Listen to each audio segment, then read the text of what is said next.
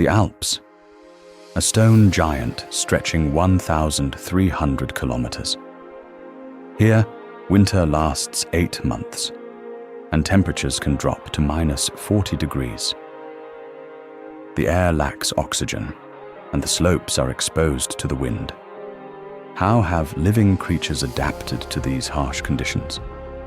How do they resist this hellish reality? Winter is drawing to a close. Food is almost gone. This is the hardest time of year. And right now, a story is beginning that will change life in these mountains. A she-wolf leads her pack alongside her companion, her alpha male. To feed her family, she must hunt.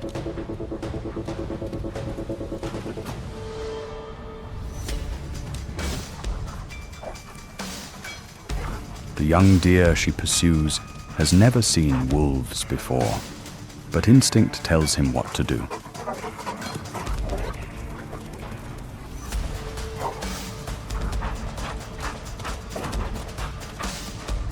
He lures the predators into the middle of the herd, allowing the she-wolf to choose the weakest prey.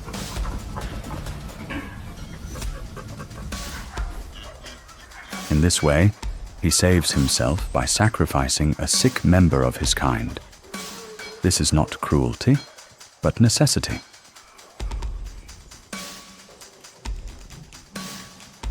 Wolves eliminate the sick and thereby prevent epidemics.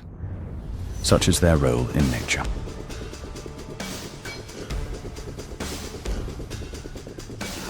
But hunting is only half the story. Once the prey is taken, the strict law of hierarchy comes into force within the pack. Parents eat first. Only then do the pups eat. The eldest son, driven by the scent of fresh blood, challenges his father, the alpha. He must wait his turn, like everyone else. Hierarchy is the order without which a pack cannot survive.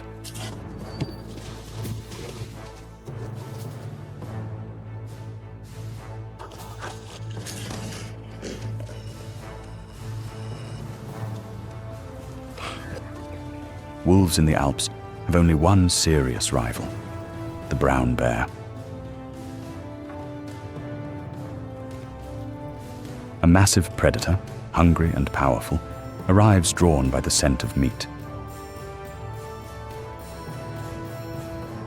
Normally, the alpha would step aside, but today he wants to show his pups that he is still in charge. He growls at the bear, trying to drive it away.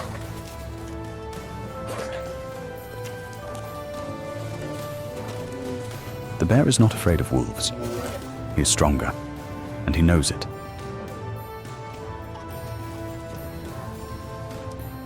The confrontation ends quickly. The alpha is badly wounded and can no longer lead.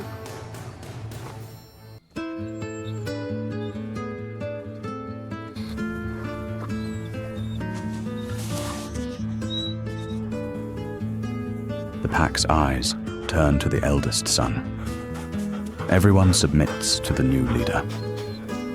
Everyone except the she-wolf.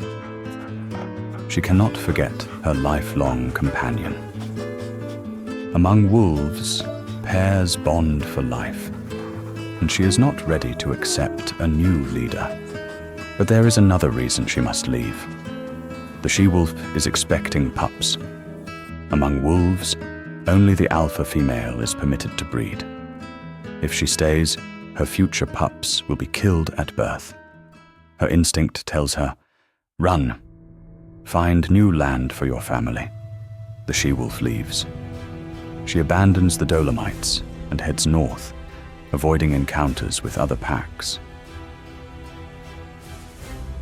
She travels along mountain ridges, crosses passes, covering 50 to 60 kilometers a day.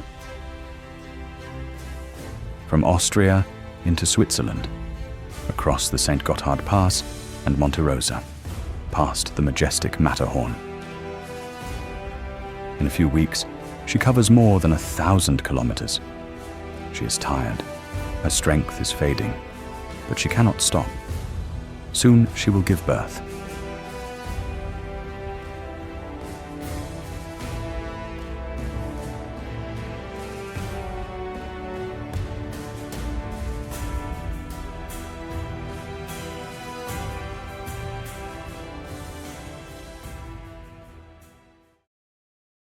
In France, in the Mont Blanc Massif, she finds a dry spot beneath an old root, far from foreign scents.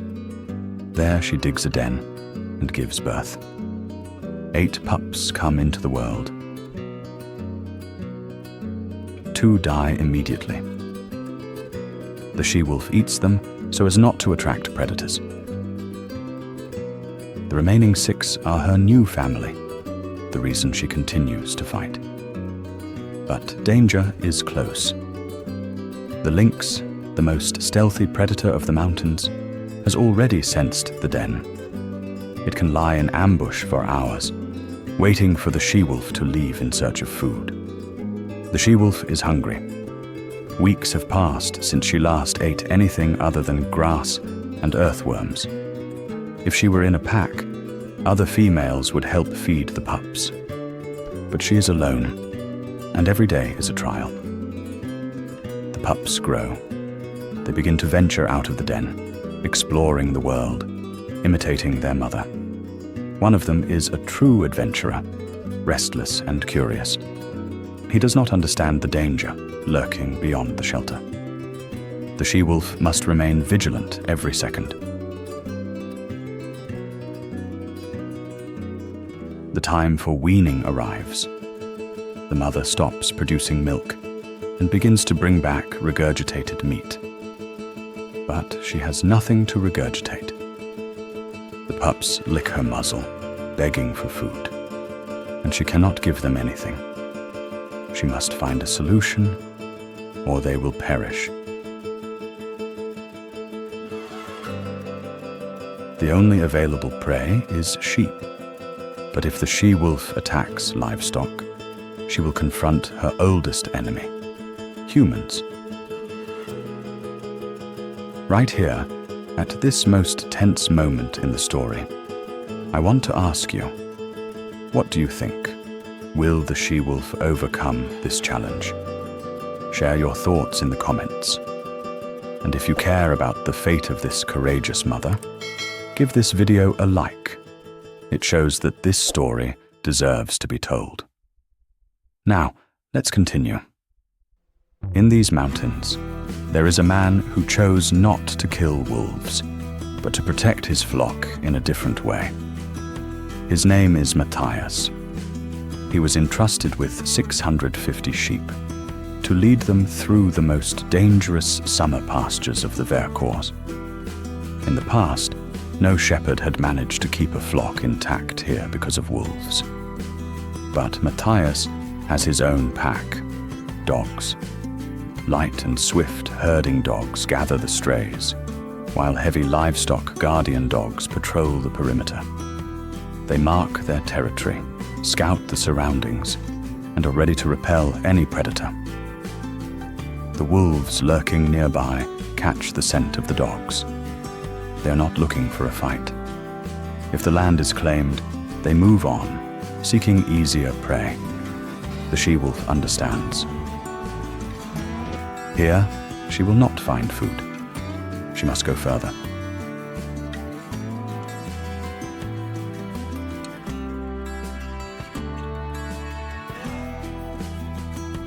She sets out again. Now she crosses the Vercors, the Chartreuse Massif, the Ubaye Valley. She searches for a quiet place, free from the scent of humans and dogs. Finally, she enters the Mercantour National Park, a man-made sanctuary where humans protect all species. There is no conflict here, only nature. And here, she hears an answering howl. A young lone wolf, an outcast like herself, has found her.